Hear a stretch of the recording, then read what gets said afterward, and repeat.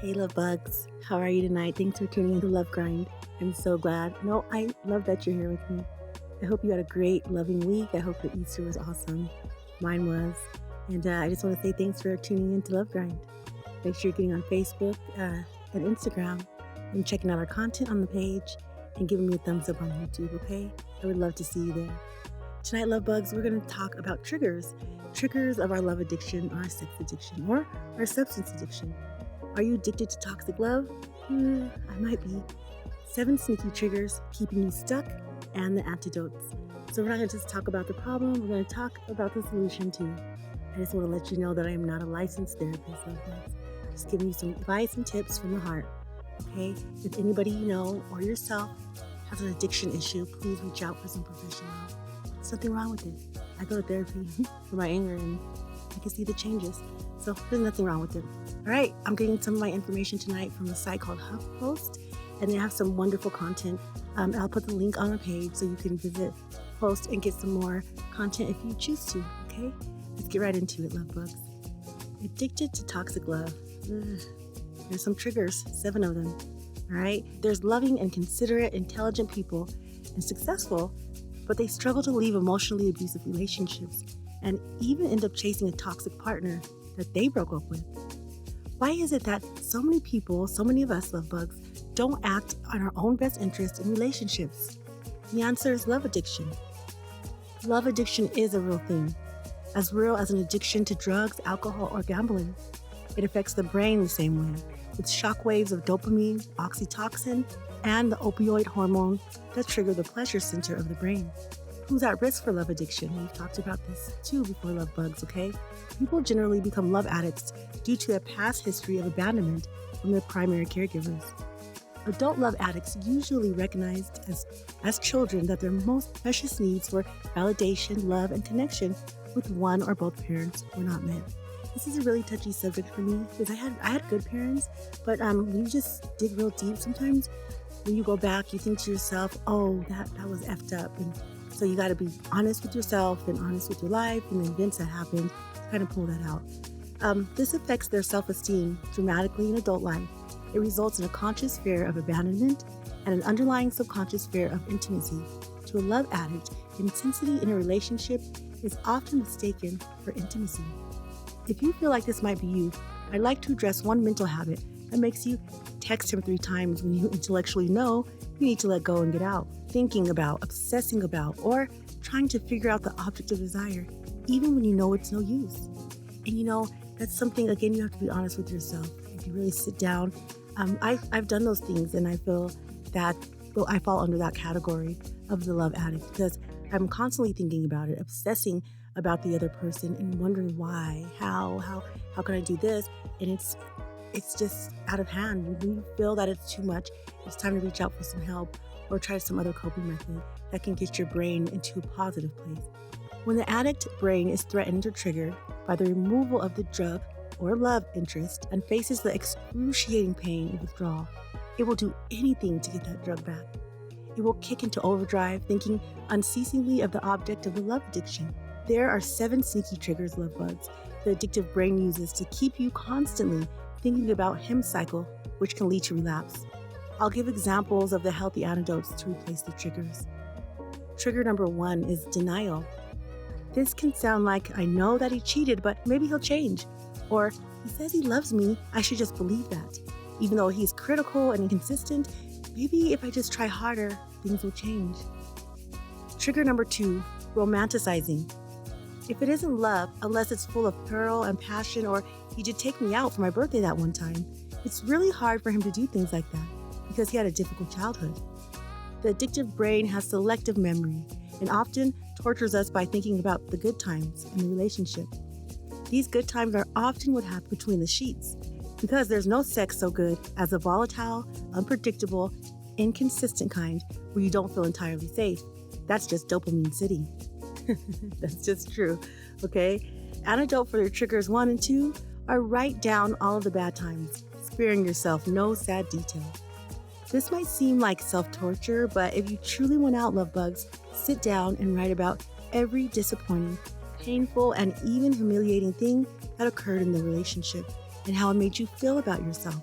That's something hard to do because, again, our brain loves to think of all the good times and the wonderful things, but you have to remember the bad times. And that's why you broke up. There was bad times and it overtook the good times. So write them down, think about it, and you don't have to show anybody the list. It's just for you and your mental and your recovery, okay? Okay, trigger number 3, bargaining. This sounds a little like, I can just use him for sex. I won't get hooked again. Or I'll just see him one more time to give him a piece of my mind. The antidote for that, love bugs, is break down the cycle of bargaining and how it ultimately feels after you give in to the addiction. When you find yourself trying to justify going back, and I suspect this isn't the first time, write down what the results of going back have been in the past. Do you see a pattern of repetitive cycle? If so, write it down in detail. How the pattern works, step by step. It might be something like, he's mean, critical, maybe unfaithful. You finally have had enough and break up with him. He begs and begs and wants you back, tears and saying he's changed. You go back, the cycle repeats. Sometimes seeing the scaffolding behind the facade of a relationship can help us stop bargaining with ourselves. That things will be different this time, that he'll be different or you'll be different, because without a lot of time apart and individual work toward recovery, it'll all be the same, love bugs. If he's not working on himself and if you are not working on yourself, it's just the same two people coming back again in the same circumstances. There's no time. And time helps a lot. It helps you to get yourself together.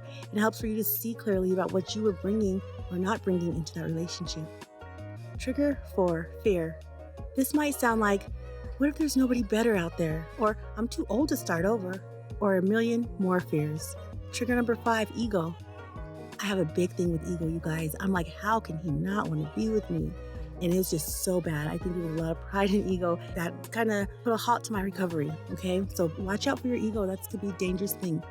This might sound like, I'm going to do a little detective work to see if he's suffering as much as I am. Or I just want to see if he put his profile back up on JDate. Trigger number 6, victim mentality.